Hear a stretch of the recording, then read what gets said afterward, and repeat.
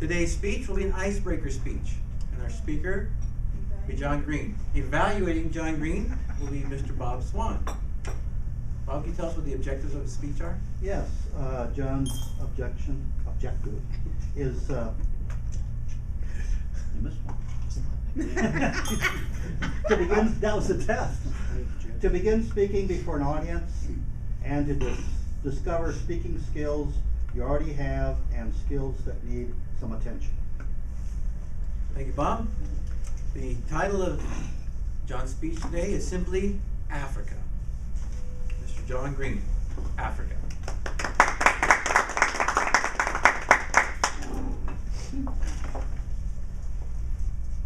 I want everyone in this room to close their eyes.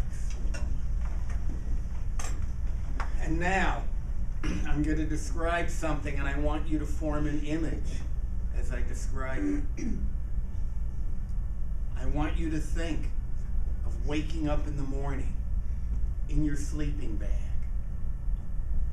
on the Serengeti Plains of East Africa. The sun is just coming up at 6 in the morning. And as you open your eyes and you look out, you see a migration. A migration of giraffes and zebras. Mr. Toastmaster, fellow Toastmasters, what I've just described was my Christmas morning in 1967.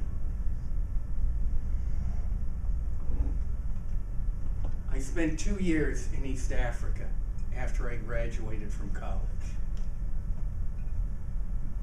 I was in East Africa on a program very similar to Peace Corps. I was with a program that was sponsored by the American Friends Service Committee, which is the social action arm of the Quaker religion. And our goal, our mission during our 2-year assignment was to go to East Africa and to do what we could do in assignments that we got, and I'll come back to that in a moment, to help the country develop. A country that had just gotten independence from Britain. I was in Tanzania. It was an exciting time to be there. Now, there were about 10 of us in our group. Everyone in the group but me had assignments in villages doing some form of community development work. For instance, we had one person in our group who had a BA in engineering, and he was working with the Department of Water and Sanitation, helping to design water systems. I had an interesting assignment. I was assigned to the library of the University of East Africa. And for most of the time that I was there, I lived in Dar es Salaam, which is the capital of Tanzania. A beautiful tropical city on the coast with average humidity of 90% on a dry day and 110% on a humid day. On a cold day, the high temperature might get up to 85, and on a warm day, get up to 100. It was an interesting culture shock for me. And that was the great learning experience that I have. All of the little things, all of the culture shocks that I went through. Learning new customs, making new friends. It was definitely something that shaped me in terms of my future direction. Working at the university, I was working with an international group of faculty members and staff members. Now, this was at a time when the Cold War in the United States was still going. We were just starting to get involved in Vietnam. And the two dirty words in the United States were Russians and Chinese. Well, these were not the dirty words in Tanzania. I met Russians. I met Chinese. And I was able to compare the difference between how those two countries were dealing with the third world. The Russians, for example, sent over a veterinary team. They spoke only one language, Russian, so they had to have translators. The Chinese sent over people who could speak English, which was the common language and still is in East Africa.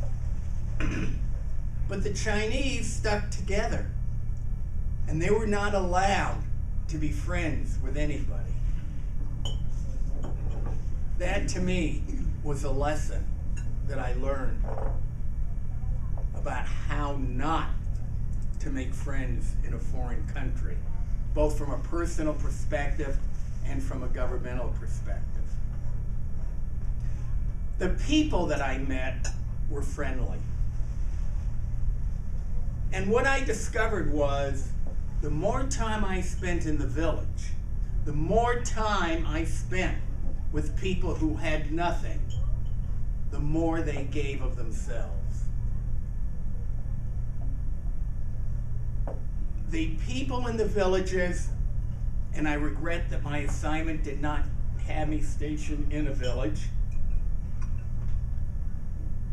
treated me as royal guests to begin with, and then treated me as very close friends.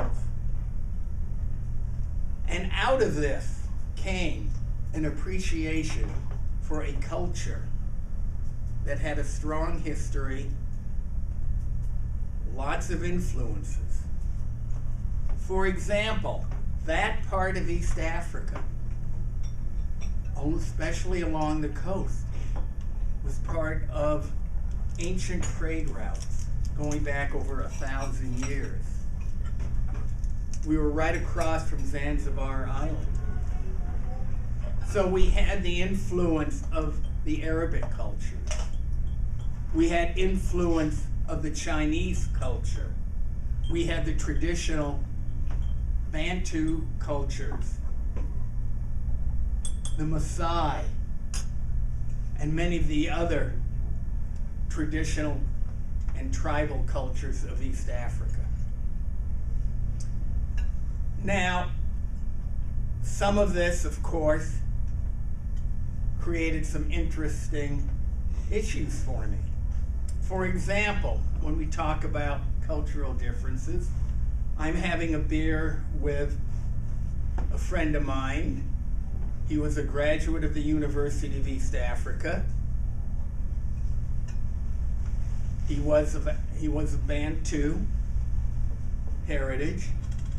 And we're sitting there sipping beer, and he said to me, "Oh, do you have any plans for this evening when we're finished?"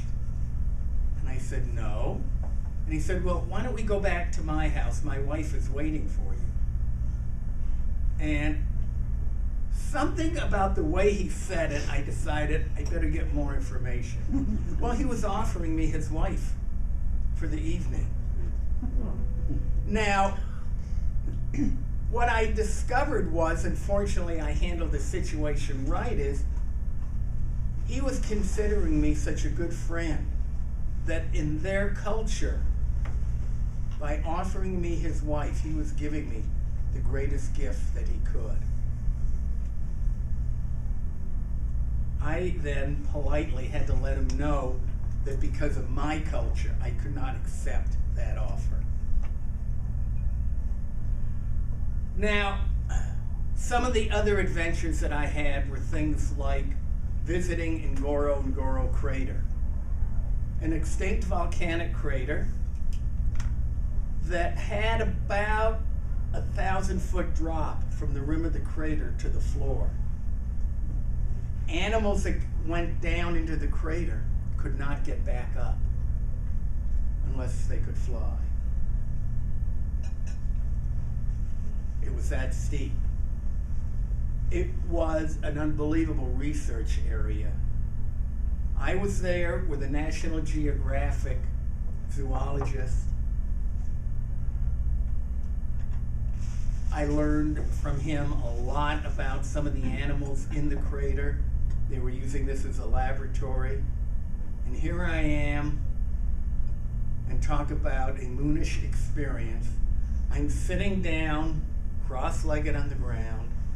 I have my camera, and I'm getting ready to take a photo, telescopic lens, of some animals that are maybe 300-400 feet away, and I suddenly feel a hot breath on my left ear.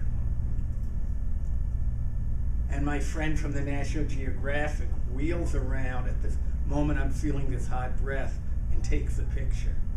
A picture of a hyena that was tame, that had come up behind me, and in that photograph, the hyena looks like he's instructing me on how to take a picture. Probably the thing that I hated the most about being in East Africa was the ugly American tourist. Loud, noisy, demanding everything. Now, I had a close Peace Corps friend whose name I will never forget, Jim Fukumoto. Born and raised in Long Beach, California. Jim was one of these people that if he heard a language, he was fluent in it within an hour. I mean, unbelievable. Jim and I one day are sitting at a bar having beer. I mean, every day after work you'd go to a bar and have beer. It was so hot. Outdoor bar. A taxi pulls up, and we can tell, loud, boisterous American tourist. Hop out of the taxi, and one of them just makes a beeline for where we are. Oh, I can tell by looking. You're an American, right?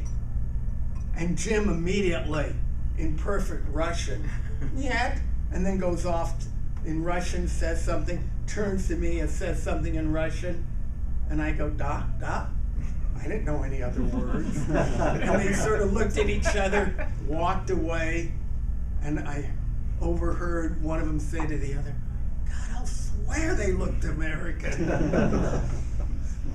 Then, on the opposite side of that, this was at the time when black Americans were going to Africa to rediscover themselves. And I remember sitting with another Peace Corps person, a black American from Southern California, and we're having beer, and he's talking about the fact that he's been there 18 months, cannot assimilate. But he came to assimilate. He came to go back to his people, etc., etc. And after a while, I looked at him, I said, you know, I'm getting hungry. We got to get some food. Should we go over to, and I named a restaurant that, that I liked. He said, yeah, we might as well. He said, but you know, right now, he said, I'd kill for a good taco. And I looked at him and said, that is why you can't assimilate. You're more Mexican than you are African. Well, it was adventures and experiences like that.